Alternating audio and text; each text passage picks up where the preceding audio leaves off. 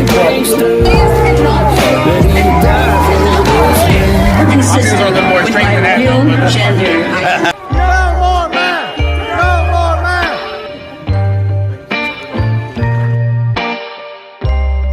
Ready to die for this land. Happy New Year from the Patriot Punk Network, and hopefully you have already gotten your bread and milk, because it looks like the weather is going to get pretty bad in the next 24 hours, especially for those of you in the path of this polar vortex. Tonight we have a very interesting show. Normally, news at the beginning of the year is kind of slow, but 2025 started with a bang. And yes, that is a Cybertruck joke, pretty bad one. Maybe it's too soon, but we are definitely going to discuss that tonight. We're also going to discuss how Tennessee is becoming the hub of basically all of the conservative mainstream media as mainstream begins to change.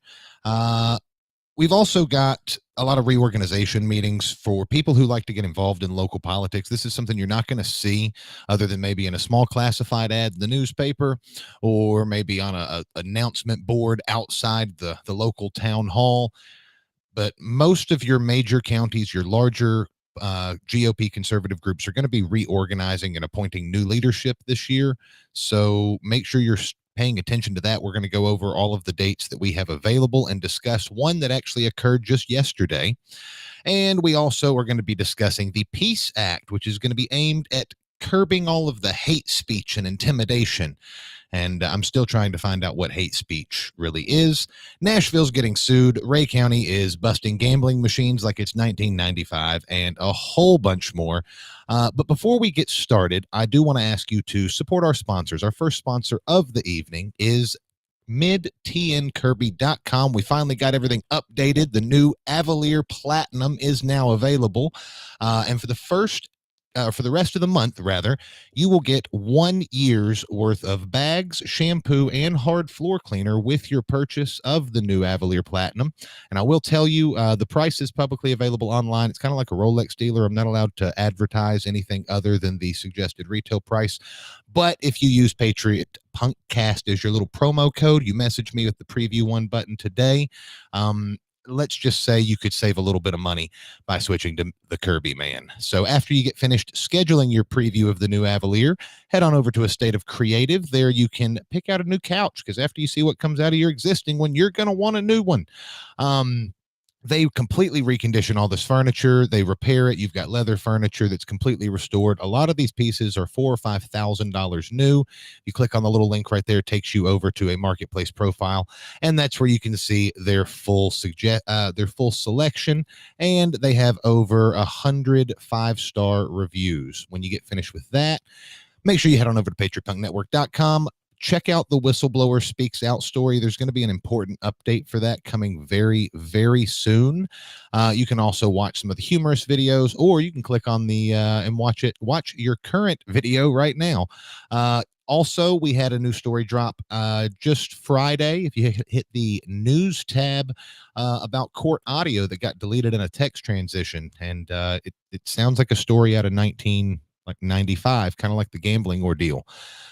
Whew. All right. So now that that's over with, if you guys make sure you would please subscribe to the channel, smash that like button, share the show with all your friends. We did not quite make 100,000 views last year. We were at like 97,000 and some change. This year, we want to make sure we hit 150,000. So make sure you're subscribed, share the stream, and let's get started. Joining me tonight in this endeavor is my good friend, co-host, and out of the closet anarchist, Daniel Wagner. Oh, what's going on, big dog? Oh, not a whole lot. You kind of look, did you take on a new look for winter, or are you just cold? Just, no, my hat. It's a hat. Hey, it looks like a beanie. I was wondering if you were going for the Tim Pool look, but camo. No, I had this. This hat predates Tim Pool, but you mentioned earlier we got a winter vortex storm coming. Folks, be careful out there, man. I saw a post on Facebook earlier for the local Woodbury chatter. They said if until you guys can figure out how to drive on summer roads, just stay home during the winter roads. We'll talk about that later. Yeah. One important announcement before we introduce our special guest. This is our last live stream broadcast on YouTube. We actually received a community note on a certain shot and the misinformation because someone gave their opinion. Apparently, we're causing egregious damage to public safety by having an opinion on that. So if you normally watch us on YouTube, we don't have a lot of viewers over there, but we do have some. You're going to have to watch either the beginning of the show on Facebook or one of our new platforms. We prefer if you went to Rumble, but we've also added Twitch, and we have a few more that we're going to line up in here as we find some less censorship proactive groups. I can't even begin to tell you how heartbroken I am that we're just, man, YouTube rip. Yeah. We're done. We're just, yeah, I get it though. Yeah. Well, I mean, we'll still put teasers and stuff on there so people know what's going to be on the show, but anything of substance you just can't put on there because it ruins it. So, we have a very special guest, and I'm very glad he's on tonight because a lot of these issues have to deal with the power of state versus local government. And that is our good friend, the mayor of LaVergne, Jason Cole. Hello, everyone. How are you, sir? Peachy keen. How about yourself? We're hanging in there. I haven't told everyone yet, but he is suffering from a little bit of a raspy voice that shows how dedicated he is to work, as he is still out here spreading a message, even though he's a little under the weather. So I think it's kind of hot. For people who don't know, just tell everyone real quick who you are and what you do. Yes, my name's Jason Cole. I'm the mayor for the city of LaVergne. I've been mayor for the last 6 years. I still have 2 more years on my term, and I'm a family man. I've been married for, it'll be 20 years this year. I've got 2 children in middle school, which that just seems to be flying by. And I work in healthcare. I've been in healthcare for about 25 years at this point. Well, are you a Republican, Democrat, Independent? Nationally, I vote Republican. The local level, really, it doesn't come in. My constituents, they're more concerned about getting roads paved and making sure they have adequate police than they are about all the national stuff. Yeah. That's there's a really big disconnect. It's between local and national politics. And I'm sure if you've been around any amount of time, you've seen the fall off of the local newspaper. You know, I remember going to school, and this is, nerd alert, but I remember stopping at Burger King before I would go to school to read the local newspaper, trying to, better myself. You're nerd. Yeah, I was a total nerd, but print media is essentially dead. I mean, I can remember in high school, my teachers saying, well, you won't have a calculator just in your pocket all the time. And now we have a powerful computer in our pocket all the time that can get us all the information. So print media is essentially, it's not dead, but it's dying. It is. And I think that there's still a place for printed material. But as we'll get into a little bit later in the show, there's some legislators out there that want to make sure that they know what you're printing before you hand it out. So I can't wait. We are going to talk about the Cybertruck stuff, obviously, but while it's our last stream on YouTube, so that we don't forget those people, we got to start off with something safe. And Rutherford County was the first county on the list of people that had reorganization meetings over the past, or of the planned reorganization meetings this quarter. How did that go? It went good. It was the first in the state, and Scott Golden did make an appearance there. I'm going to say not more than 50 people showed up, and this is a heavily red county. So that was rather disappointing to see, but a new board was elected. You have Daniel Gammon, who is the new chairman. The former chairman, Austin Maxwell, is part of the executive committee still as the immediate past chairman. Donna Barrett is hold on. So and obviously you're in that area, so you can you don't have to comment on this, but Benedict Austin Maxwell is finally no longer the chair. Yes, he is. Who's going to steal signs from innocent women now? Well, I'm really sad to see him go. It's good to hear he'll still be at the meetings as the past chair, but small steps, right? Small steps. Yes, yes. So, what is this, Daniel, that you brought up? Oh, sorry. I thought that's what you had. Never mind. No. I'm like, that's I think from a different county. So, Oh, yes. I noticed that now. but right next to it, there is a list of some of the other counties that are having them. And I do think that while we've got the largest crowd with YouTube and Facebook, we should tell people when theirs is. Can you bring that up? Yeah. You can read that, right, Jason? Yes, yes. All right. So Tuesday, that's this week, Tuesday of this week, Putnam County that's the next one. So I know we have a lot of people that pay attention out in Putnam County. If you want to see some of the chosen sperm out there kind of ousted, some of the GOP leadership, I don't necessarily know if I don't know who all the executive members are, but if you've been following us any amount of time, you know that there's a lot of things that they like to overlook and that they will put someone in charge of. Are you sure a reorganization in Putnam County is going to be enough to solve what's going on down there? Well, so it really could, Ben. It's there were 50 people, Jason, right, at the one, or you about 50 people at Rutherford About County? 50 people. Yes. There's a lot more than 50 people are bona fide Republicans in Rutherford County, right? Yeah, there's at least 700 in LaVergne by itself. Okay, so if just, and I'm rough math here, but 7-8% of LaVergne's GOP base had shown up to that election or to that reorganization meeting, they could have picked anyone they wanted to lead it. They could have had the GOP chair, the vice chair, or what other positions, couldn't they? As long as they had qualified in advance, because I know there's like a 7-day. That's only for chairman. Only for chairman. Only for chairman for that. Everything else can be nominated from the floor. Okay. So if someone wanted to be the treasurer, they could be nominated from the floor. That's okay. So if 51 people had all come from LaVergne, bona fide Republicans, they could have changed the entire leadership, which, as we've seen in the past, is how they control who gets nominated for certain positions. Whether you're watching from Sumner County and we're talking about the Senator Farrell Hale versus Chris Spencer race, whether you're looking at, I know there was a school board race between Chase Williams and Butch Vaughn that's resulted in some questionable decisions from an all-Republican board. They could have put anyone they wanted in and had a lot more control. Am I reading that correct? Yes. So in Putnam County, I don't know how many people are scheduled to show up on Tuesday, but 10,000 people watched Putnam County Sheriff's Office Exposed. Out of that group of people, there's got to be some bona fide Republicans that want to show up and change things.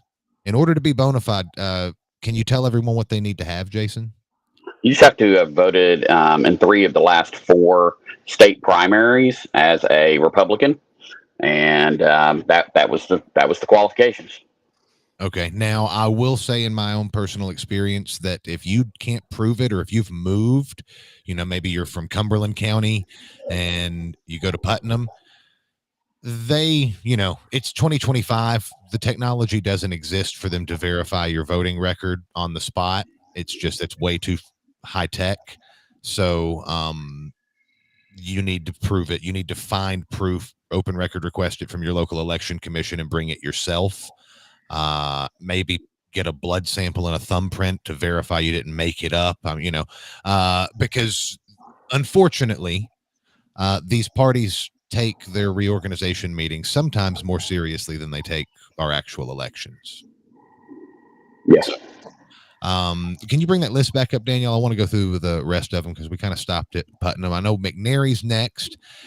Do you know why there's 2 different dates for that? It wasn't really explained in the email. So, And then Shelby counties, and I heard this is going to be a total safe for Facebook, total show. On January 25th, we are working with getting someone involved with that reorganization meeting on a special episode of the Punkcast. So if you're in Shelby County, tell them to tune in. Davidson County, I know they have a Republican Party. How big is it, Jason? Do you know? I don't. I haven't been to any of their events in quite a while. I do know that they're going to have their reorganization on the 1st of February, and I believe it's at the Maxwell House Hotel in over near Metro Center. Okay, so Davidson County, I know people think of it as a lost cause, but you've got to get a foothold in there. So show up, mix and mingle. If you just give up, there's no way you ever win. Houston County is going to be on the 10th. Coffee County, which is where I am, is February 20th. And guys, I promise you need to throw out Greg Sandlin. Okay, Greg Sandlin. It's not Coffee County GOP. It's the Coffee County Greg's own party, and he recruited a liberal Democrat who said it's not her job to keep woke out of schools to run for school board. Someone who had voted for in Democrat primaries in the last 4 years. So if you're in Coffee County, tune in for that one. Make sure that you're registered, and please, somebody, for the love of Jesus, run against Greg Sandlin.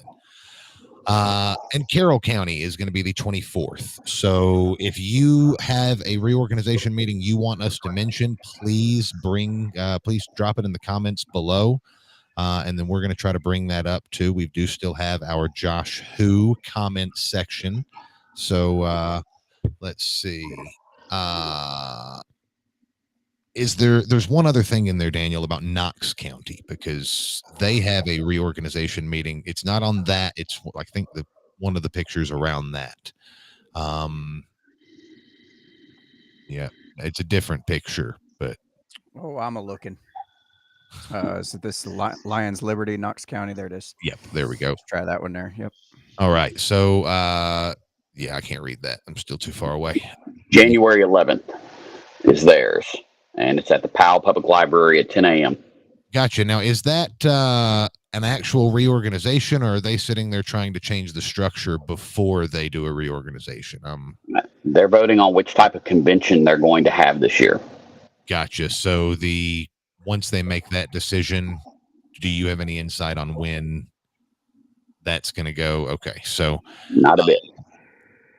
There's in this little type up, they're trying to have a precinct convention so that they can control who votes for party leadership. Do you have insight on what the difference of those two types of conventions are, Jason? Not the two types of conventions. I mean, the general way I'm familiar with it is either you can have the party itself just have a regular convention to determine who their candidates are going to be, and then they run them. And then the other one is just have the taxpayers pay for the primary. Okay. So they're trying to make it to where the chosen sperm basically gets to I've seen some of that. I like the primary model. I don't know. Are you a fan of the primary model? Do you think they should be closed? I think if you're going to do a primary model, there's two things that I would want in that is, number one, that the party, whether it's the county or the state party, has to reimburse the county for all the expenses of running that for them. And then, yes, it would need to be closed. Okay. How do you see? I'm one of those people who I agree with the premise that it should be closed. Otherwise, you get the crossover voting. But I've seen people in other states, and we saw it with Nikki Haley this time. Okay. People in Pennsylvania registered to vote as Democrats or as Republicans so that they could vote for that. So the closed primary, it just makes them have to plan it a little further out. I'm all for new obstructions to prevent fraud. But my fear is that I have never once been asked to vote in a Republican primary. Okay, real quick interruption for those in McNairy County. According to the TNGOP website, it's showing just one date for that on January 23rd. So I'm presuming that in the time you took that photograph or that screenshot, that maybe they just hadn't fully chosen their date. So maybe that was just maybe that was the case. I can't find anything official as to why there's two on that, but according to the GOP, it does have one date. So Awesome. there you go. So Rob, you've not had a candidate actually come and ask you to vote for them in a primary. No, never. And the reason I haven't had them is because I've only actually been a bona fide Republican now for like one actual cycle. Before that, I didn't vote in primaries, not because I didn't want to, but they don't advertise them. They don't put they don't add. You see some signs come out with people's names on it, but I mean, it's the United States of America. There's always an election going on. There's always somebody's name on a sign by the side of the road. And the Republicans like to keep it tight knit. You do see a little bit of like with the Charlie Kirk and stuff, them registering people. But listen, I've had a lot of friends and not one person who does something non-political has been approached by a Republican trying to register them to vote or encouraging them to vote in the primary.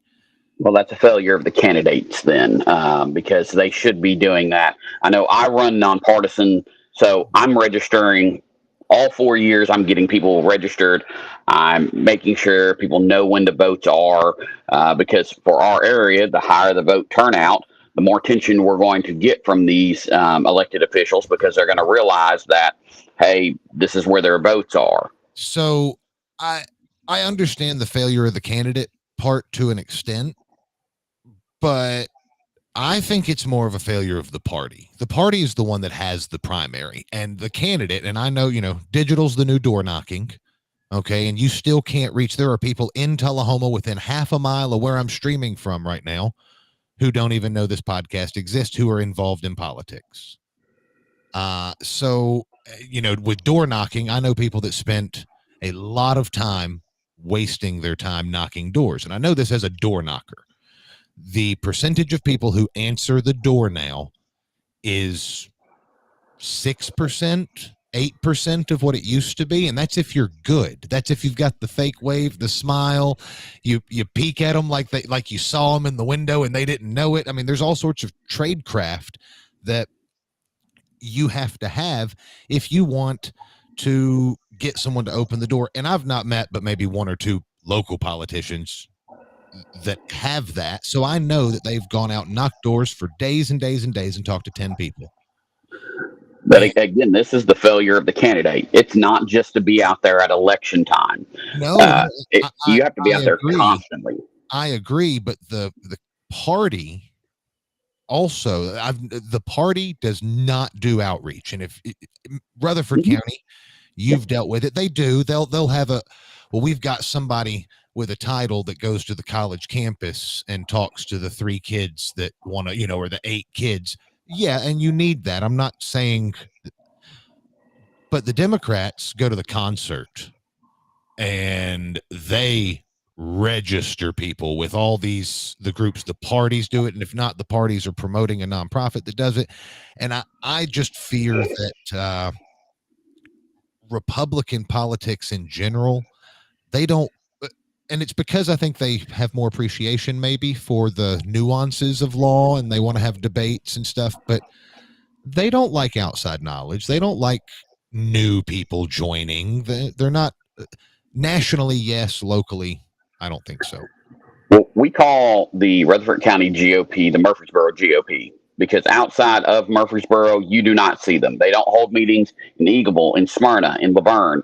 I've had 2 separate chairmen in the past sit down and tell me, or not sit down, but tell me by phone, they're going to come down and spend the day in LaVergne, or they want to go out to lunch and talk about LaVergne. And I'm still waiting. And it's one of those where they know where their funding comes from, and it's not really growing the party. I know they're doing some new outreach boards, but until we start seeing a difference, it's going to be considered just like it has been for more than a decade since I've been involved in everything, as the Murfreesboro GOP. Now, I obviously you don't have to comment on this, but some of the people involved in that, you mentioned Donna Barrett's like the vice treasurer now or something. Mhm. Donna Barrett's also a state election commissioner. So to me, these people are not stupid. Okay. They're the same people that had Barrett firearms. She was one of the most powerful state representatives of her time. This lady is not dumb.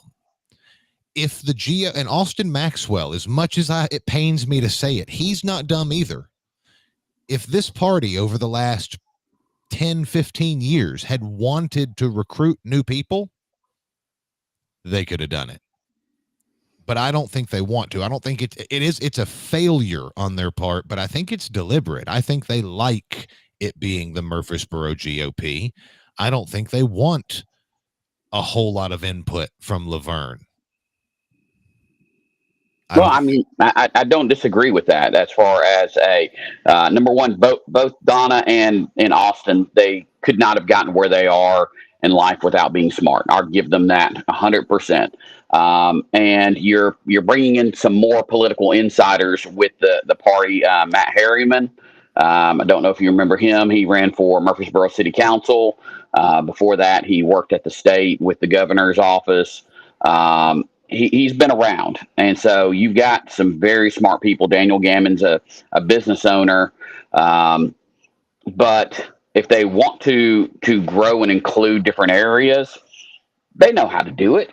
They're smart. They can participate in any of our events.